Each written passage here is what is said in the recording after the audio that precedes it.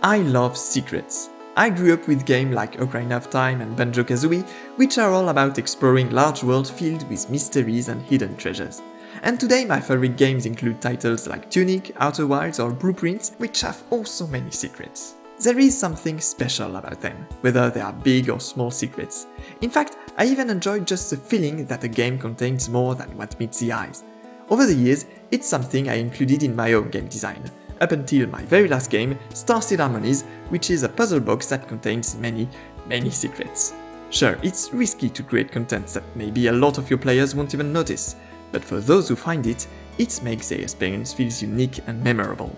And to be honest, as a game designer, it's actually fun to hide stuff. So today I want to share my experiences with you and showcase the different secrets in games that I designed.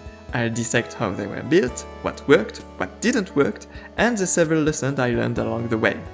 I should mention though, I practice game dev as a hobby, so the games I'm about to showcase are not commercial ones. They are small free games that I made for jam or really just for fun, so since I didn't have financial pressure, they can be a little weird. But they were still interesting experiments and they do teach something about game design and players' expectations. I'll start with my very first game, a text-only adventure game I made in 2016 called Le jeu dont vous êtes le joueur, which in English would have been Choose Your Own Choices game, but the game exists only in French. It was an abstract meta-story, kind of a parody of adventure games, that borrowed a lot from the Stanley Parable. By which I mean it had a snarky narrator that would regularly break the fourth wall, as well as an unreasonable amount of story branches. I made this design document at the time to represent the global structures of the game. Each node you see here represents an entire chapter, worth of several pages of script. Do you begin to see the problem? Not only was this already ambitious, I also implemented different ideas into each chapter. Some would have puzzles or dialogue with choices. One chapter is a point-and-click adventure where you navigate between several rooms, another is a text game where you can enter commands, there's even a dating scene at some point. It's like I put all my ideas into a single game. And the worst part is that this isn't even the full game I had in mind. There was a third main branch that I eventually cut out because it became clear that I overscoped. Yep, nothing but classic beginner mistake here. The irony is that players only experience a tiny fraction of all that content. The game takes about an hour to finish, and it only lets you explore a single path out of dozens. And this isn't just about ending, there are entire sections that are optional. But to get there, you have to play in a specific order so that you obtain special items that then you have to use at specific places. Yeah, it's really hidden. It is in fact impossible to see all of the game in a single playthrough, you have to play it several times. So it's no surprise that nobody did that.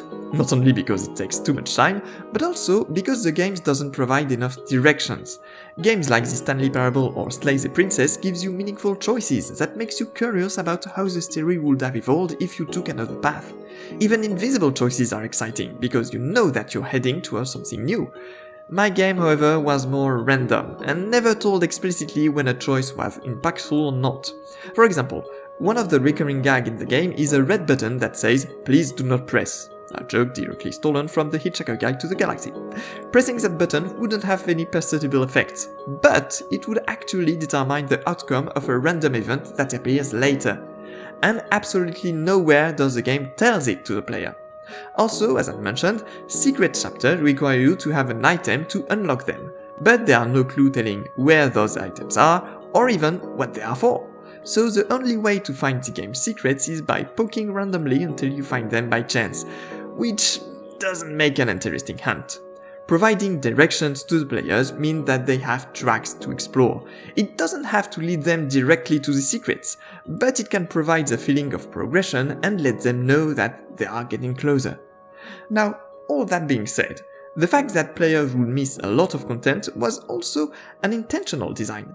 I knew from the beginning that no sane person would try to discover all of the game's secrets, but I wanted to provide to each player a customized experience. Each playthrough would be unique, each player would have its own adventure. Because players know that there are branches that they didn't explore, it makes the branch they chose feel special. So in that aspect, Choose Your Own Choices game wasn't a complete failure, despite being pretty clumsy overall. Right after that, I learned my lesson and made a smaller game, Deep Sea School. It's a game where you control a shark and you have 3 minutes to eat as many fish as you can to get a score. Seems dull? Yeah, that's because the real games take place when you don't eat the fishes, and instead talk to the big ones. Then you will learn about their stories, discover their personalities, and eventually make some friends! Hooray! I guess you could say that this game is a mix between Echo the Dolphin and Undertale. The core idea was to present a game that seems boring, but gets richer if you choose to play it pacifically. One thing I think I managed well was the rewards. Talking to a fish, on top of offering some dialogue, would also add an instrument to the music. Once you become friends with them, the instrument becomes permanent and you get a superpower. Which is mostly useless, but fun. I even included a secret NPC which has, in my opinion, the best dialogue in the game. These rewards makes every secret feel unique. They are memorable and satisfying to look for because they aren't just achievement unlocked but real discoveries that give to the player something to play with. There was, however, one problem that prevented a lot of players from finding these secrets or even suspecting that they exist at all. Yeah, a lot of people would only experience the boring part of the game. I got several feedback wondering why there was even a button for talking. This mechanic seemed useless. And the reason why was because once you start to attack small fishes, the large one will not want to talk to you anymore. Which makes kinda sense, I wouldn't want to befriend a man-eating shark either. But it also means that the game had an invisible fail state, a state from which players could not access secrets anymore. Which is obviously bad, especially given how easy it is to get into that state. You just have to use the first interaction that the game presents to you. Yeah, not intuitive. If your game has secrets, players shouldn't be blocked from accessing them. They won't be encouraged to explore further if all they can find are dead end. At least if there has to be a fail state, players should know it. Fail states might be useful for some really deep secrets, but the player must understand what they should do to avoid them on a future run. Fail state can prevent any players from discovering a secret, so it should be used with caution or avoided. Deep Sea School wasn't the only game where I tried the design of a boring game that hides something cooler. In fact, it's a pattern that you can see in a lot of my games. The next one where I used it was a game made during a jam called Lost Cartridge. The game first presents itself as a basic platforming game, which has nothing particularly interesting. But later it turns into something else. This time, most players found the secret, because it's not really hidden, it's part of the main course. The secret is the actual game, not an optional content. You just discover it along the way. However, this wasn't a total success on the game's launch day. See the platforming section on this way. Blue screen, haha, something went wrong. But this is not the end of the game. However, some players thought so. There were some suspicious feedback like, pretty pixel art, it reminds me of some Flash platforming games I used to play. I think I got all the collectibles. The end was funny. Nice work. I appreciate the compliments, but did you actually see the real game? Or have you only played the parts that I made boring on purpose and now you're just being polite? So just in doubt, I added this screenshot in the game page. And it made a difference! Turns out my suspicions were right. Some of the people in the comments noticed that they didn't see that picture when they played, so they launched the game again, quickly got to the blue screen, where they just had to press an arrow to see that the game wasn't over yet. That screenshot was the right move to make. Several players admitted that it made them keep playing. Sure, it ruins the surprise a bit, but it provides a hint for the player. Not necessarily a hint towards a secret, but just an indication that there is something more to find. In order to search for secrets, player must know that it is there somewhere. The smallest hint is enough to make them curious. And with that in place, the comments became much more different. The game turned out pretty successful in this jam. People were surprised by what it offered and how the game subverted their expectations. My idea when making it was to create assets for a game and then remix them in various ways, changing controls, the tone of the game, switching to 3D, extending the melody. It was pretty limited because the game had to be made in 48 hours, but it was unexpected and thus pleasant to discover. If your secret creates a sense of surprise, if it breaks the boundaries of your game and comes with new styles or mechanics, it can have a really strong impact. It's like finding a game hidden within a game. And so that's something I tried to make again. I used kinda the same concept in another jam game, Desert Room 2021, a direct reference to Desert Bus in which you drive a car on an endless road and nothing happens. but you can easily get out of the track and explore the desert, which doesn't contain much more. But as you drive without any direction, at some point, this might happen. Sorry, there's a glitch in the game that makes the car behave weird. I wonder what happens if you...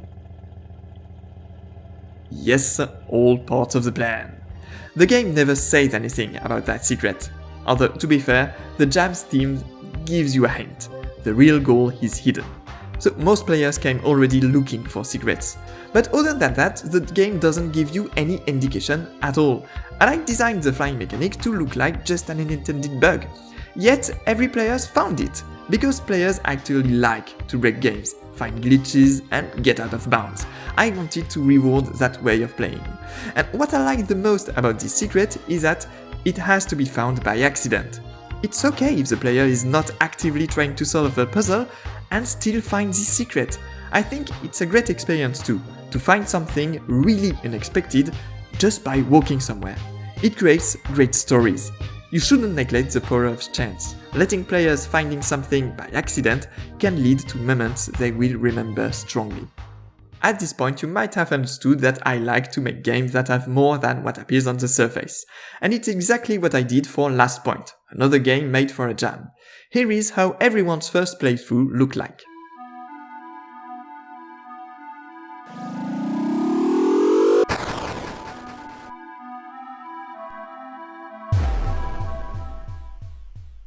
You know, something funny about that game is that some players thought that this first experience was an accident. There is even one comment that literally said, "The first run I went straight to the sun and it was, well, not the experience intended." Well, guess what? The theme of the jam was delaying the inevitable, and the gimmick of my game was that on your second playthrough, you avoid getting to the end and instead explore the universe and learn more about the story. But eventually, you still have to get to the exact same ending, except this time, you have more context. Again, this secret is not an optional content that only some players will find. In fact, the whole game is about finding side content and learning only for the sake of learning. Players are not driven by a goal, but by curiosity. Even though they technically won the game, they are left wondering what there is on the other screens, what is the story about. So they kept playing, even though the game didn't tell them to. Sometimes you don't need instructions. Remember that players who start your game already want to play it. They will press buttons, interact with the thing around them and explore the levels without you telling them to. Because they are curious about what your game is about. And you can use that curiosity to make them progress. This is a design I used in some puzzle games, like Step Out and Colors of the Universe. They start by just giving the controls, but explain nothing else. It's up to the player to understand what they have to do. This is actually a specific genre of puzzle called rules learning, where part of the challenge is understanding the game's rules. Some of my favorite games of the genre are Starseed Pilgrim, The Witness, or Taiji. In all of these games, you progress by experimenting, fiddling with the system until you figure out how they work. In Step Out, you can press buttons and make ball bounces, and even though the game doesn't tell you what you have to do, you can sense that there is a way to progress. Understanding the game's rules become a puzzle by itself, and a lot of people enjoyed that challenge and were really satisfied when they figure it out by themselves. The same thing applies for Colors of the Universe. It's a game that lets you wander in the musical space, but it also tells you at the start that there is a puzzle to solve. It's a musical puzzle, not really complex, but you have to figure it out by yourself. The players who managed to solve it enjoyed the experience, and so did the ones who didn't. Several players got to the end by just moving randomly, and once again that is also part of the intended experience, but there are even some players who didn't understand the rules but somehow got through the game by relying on colors? I mean, yeah, there is a subtle hue shift on the correct path, but I just added it for aesthetic reason, I didn't think it would be noticeable. But then I'm colorblind, so congratulations for finding an alternative solution. But I also received positive feedback from players who didn't find the ending. Because even when not progressing, the game was fun to play. It makes music, it's pretty and relaxing. And this is an important thing to keep in mind when you design secrets. Some players won't find them, but they must still enjoy playing. If the game is fun by itself, it will encourage players to keep exploring. And even if they don't find everything, at least they had a great time. So now we have a list of tools that can be used for secrets. These are not mandatory, this is not a recipe for guaranteeing good secrets, and there probably exist other methods. But it is a list of techniques I tested and that turned out efficient. So how did I use them for my last game, Starseed Harmonies? Starseed Harmonies is a musical game with incremental mechanics. You take care of an abstract garden by planting seeds and collecting them until you have enough to progress to a different screen. There's no real way to lose, you're always progressing, and thus it's very easy to reach its ending. That is, its first ending, because under the hood it hides several puzzles and secrets that can take you to other conclusions. It's basically a game that hides another game within itself. Secrets in Starseed Harmonies are structured in layers. It's something that you can see in Animal Well or Blueprints, two games that inspired me a lot for designing Starseed Harmonies. Animal Well, for example, has several layers of secrets puzzles that get more and more challenging to find as you dig through them. And in the intertwined maze of Blueprints, every discovery comes with a clue that takes you to a deeper layer. In Starseed Harmonies, I made similar progression through a relatively linear set of secret layers, each one leading to the other. This is already using the first tool, the directions. I wanted to make sure that players wouldn't only click randomly to find secrets, but instead had always some kind of lead. Starseed Harmonies secrets are distributed into 4 layers: Surface, Extras, Enigmas, and Obscure. The Surface is just the basic game, the experience that gets you to the first ending. It's already a satisfying game in itself, players can stop here and have a nice experience. It still has some small secrets though. Although the main rules I explained to make the game accessible to everyone, there are mechanics that are never introduced and that the player will discover along the way. This reflects how a real garden would feel. Plants are sometimes unpredictable and will surprise you in many ways. Then comes the Extras layers. These are the most easy secrets that you can even find by accident. You just have to play in a certain way to find them. These secrets not only get you to alternate endings, they also give you extra instruments to play with. The same goes for all the other endings, they allow to explore hidden sections of the soundtrack. The next layer is the Enigmas. This is where most of the secrets are. To find them, you have to use hints provided in each of the endings. They can be clues about specific action to do, or a secret code to apply somewhere. These hints can be used at any time in the game, even by accident. There is no condition that can block them. In this way, the player progresses through this layer by learning. Every time they finish the game, they obtain a new knowledge that can lead them to something new. It's up to them to decide if they continue to go deeper or if they want to stop here. Every ending has its own unique puzzle and offers a satisfying conclusion. But players who want a real challenge can try to explore the last layer, the obscure one. In here, I put secret endings that are really hidden. There are still hints, I don't want players to wonder if they have reached the bottom of the game. But these are pretty scarce, they are mostly here to indicate that these endings exist. You have to dig pretty deep to find them. In fact, I'm not sure any player will find them before a while. These secrets are close to the idea of content for no one, a concept evoked by the creators of Tunic. They are secrets that are not meant to be found, just for my sole pleasure of putting them here. But I don't think that this content is useless for the player. Even without reaching them, player will still have a glimpse of them, and thus, these secrets add depth to the game. No matter how deep the player go, they will still look into the rabbit hole and wonder how far it can go. It's that feeling that I want to create, the vertigo created by a deep mystery, a thread of clues where you cannot see the end. So to resume, in Starseed Harmonies I used almost all the techniques that worked in my previous games, and even added new ones to create a game rich with secrets connected to each other. And how well did it work this time? Well, not ideally. See, before I started working on this video, no player at all found any secrets. 1 or 2 scratched the extras layer, but that was it. However, things have slightly changed since then. There has been some discoveries, but most players still don't go further than the first ending. They don't even complain that the others are too hard to find, they just don't care. They are fine stopping here and not digging further. Do they even know that they are secret endings? I placed several hints, but was that not enough? I can see 2 explanations for that failure. The first one is that the genre of the game isn't really suited for secrets. Starseed Harmonies is a chill incremental game. On the first playthrough it's mostly a contemplative experience where you put your brain aside and just enjoy the music. You are not really in the mood for looking for secrets. In games like Tunic or Animal Well, you are already exploring and solving puzzles, so naturally when you reach an end you want to continue that. But when you finish Starseed Harmonies, you just had a relaxing time. You're not really encouraged to switch into puzzle mode and start searching every corners. That is too different from the main game's loop. And secondly, even if you want to look for secrets, you have to restart the game from the beginning, which I thought would not be a big deal, because Starseed Harmonies only takes 5 minutes to complete, even less if you play well. It's pretty short, right? Compared to a run of Blueprints, which generally lasts more than an hour, it seems acceptable. Except that Blueprints is a puzzle roguelike, where each run is a challenge that forces you to make compelling choice all the time. Starseed Harmony doesn't have that level of replayability. Sure, the song you will create will be different, there are thousands of combinations you can try, but mechanically, it's the same game. You just click on tiles, collect it, you can't even lose. Despite being only 5 minutes, playing a new run is laborious. You won't learn anything new, you will just try one hypothesis that will perhaps lead you to the next end. So here I am, back to the roots. Just like with Deep Sea School, I made a secret metagame so well hidden that nobody played it. Or almost nobody. One player went further than all the others and reached the final obscure layer. The one I thought would take a while to be found. They did it all by themselves. And they enjoyed the journey, they liked the puzzles. This makes me confident in my design. Even if most players ignore the secrets, the few who try to look for them seem to have a great experience.